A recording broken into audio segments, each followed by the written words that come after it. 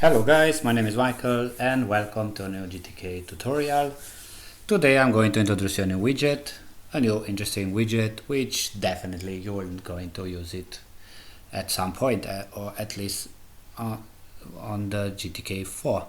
GTK4 comes with a lot of new changes, but one of those changes which you need to take care of are, I'm going to show you something. Migrating from what the heck from GTK3 to GTK4. This is a very important thing which you need to understand, and that's the reason why you need to understand the GTK Popover and GtkPopoverMenu, which comes later. I want to show you something. Let me move at one point where after that you are going, some of you, to get a big surprise. Where are them? Right here.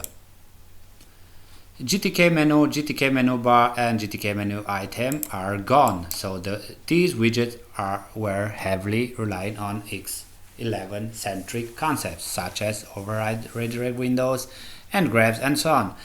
In other words, they says menus can already be replaced with the help of GtkPopoverMenu. In GTK3, additional GTK4 introduced GtkPopoverMenuBar. It's another story. But it is important for you to understand that these things, guys, right here, GtkMenu, MenuBar and MenuItem are gone. So basically, you need to stick with GtkPopoverMenu, for example. But to work with GtkPopoverMenu, you definitely need to understand the GtkPopover, isn't it? Because the GtkPopoverMenu, it is a subclass of GtkPopover.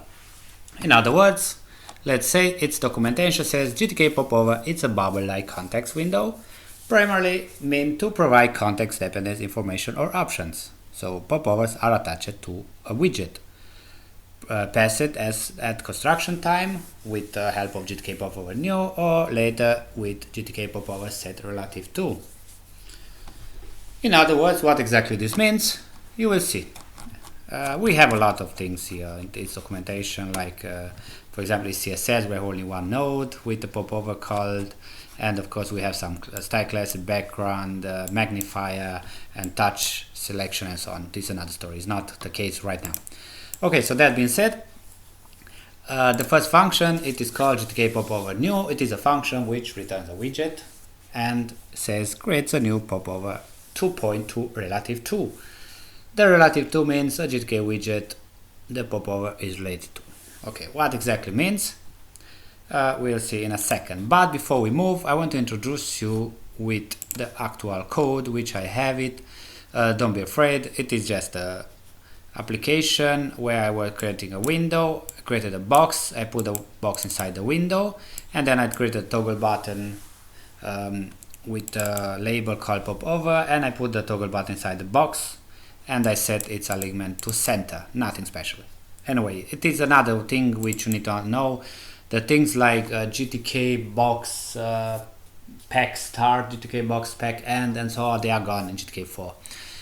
So just stick with GTK widget set horizontal align or vertical align functions. Or whatever. This is again another story for GTK4. We are going to come later when I'm going to introduce you to GTK4, but it's not the case because GTK3, it's going to work a long time from now on. Anyway, at this point I'm going to compile it and run it, and as you can see, we have a window, we have a button which is a toggle button, and if I press the button, says the button was pressed. If I click again, says the button was released. Nothing special. Just to be sure that you understand what we have here. Of course, we have a toggle, let's say I call the G signal connect on our toggle button, catching the toggle signal. Once then we monitor this one, we are basically calling the toggle back, toggle callback function. I'm passing null here at slash parameter, and of course the G pointer data I'm casting to void to silence the compiler because we are not to use it. And the first one, which is the toggle button, I'm checking against G return if fail, and if it's not a toggle button, it should not work, and if it is, and it is in our case, I'm just calling the GTK toggle button get active, on the GTK toggle button. Once that is pressed, it's informing that it's pressing, and then if you click again, it will be released. Nothing special. Okay, now that we are fine and we understand each other what I did until now, you just work with your play pause and get the whole code. Now I'm going to call this function, but for this we need to declare a GTK widget pointer.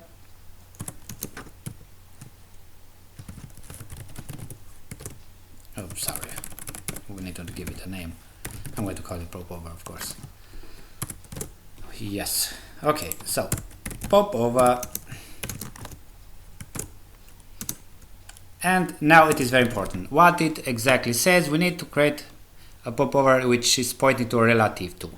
Relative to means the way you create it. You create it at the construction with this function, or later with GTK popover set relative to. So in other words, the connection which we are going to create it will be, of course, the connection between the popover and our toggle button, which I introduced you already. So I'm going to pass the toggle button right now, and to give a meaning for the popover the way it is now, I'm going to call GTK, let's say GTK container set border with GTK container our popover, and I'm going to say whatever, 4 pixels. Okay, now we just created the popover. We set that related it's let me go back, relative or it is related to widget. It should be the toggle button at this point. I'm going to compile it and run it and see what happens. What exactly do we get? As you can see, we get nothing. For this behavior to get something, we need basically to show what we have.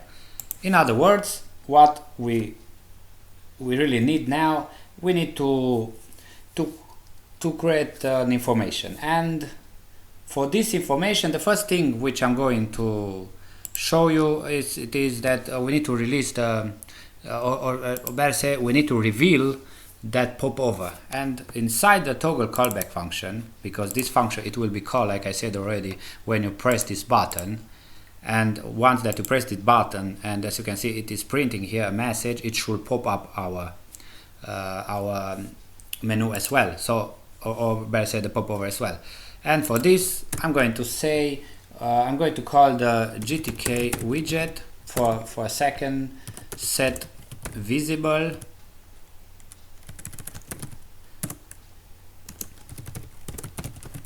on our popover.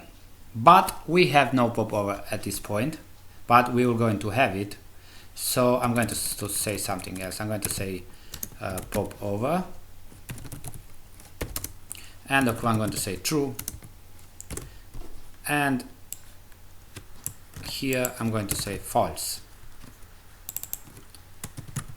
Now, for this one to work, we need to make some changes. The first change which we need to do, we need to go back inside the main function, and here where we are passing the null, I'm going to move this call right here, down here, and instead null, I'm going to pass the popover. So I'm going to copy this one right now, copy, and I'm going to pass it here. Now, because we are passing the popover at this point, we need to make some changes here. So here where we have data, instead of void, I'm going to say GTK widget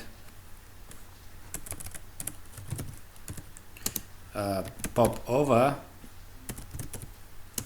and of course we are putting the data inside our popover widget pointer.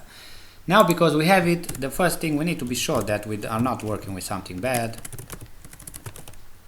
So I'm going to say GTK is popover. If it's not, it should not work. So now, because we are checking that we do have a popover instead of, and not something wrong, and we are checking also that our toggle button is indeed a toggle button as well, we are checking if it gets pressed. If the button gets pressed, then we are setting its visibility to true. If it's not, we are setting it back to false. If it is, we are setting back to false. Now I'm going to compile it and run it, and let's see what happens. I'm going to click the button, and as you can see, it says the button was pressed, and yes, watch, we have a popover right here. Nothing special. This behavior, we are going to change it to put some information related to this popover to give it a meaning for this. And of course, as you can see, we need to press 3 times to get the same result like we had before. Watch. 1, I click the button again, and the popover is gone, but the toggle button gets still stays pressed. You see, and now I need to press another one. This behavior we can change it later. I'm going to show you how. But I'm going to stop now with this video because this takes too much time, and we're going to check it in the next video. So that being said, thank you guys for watching. If you like it, please subscribe, share with your friends and neighbors, and until next time, see you guys.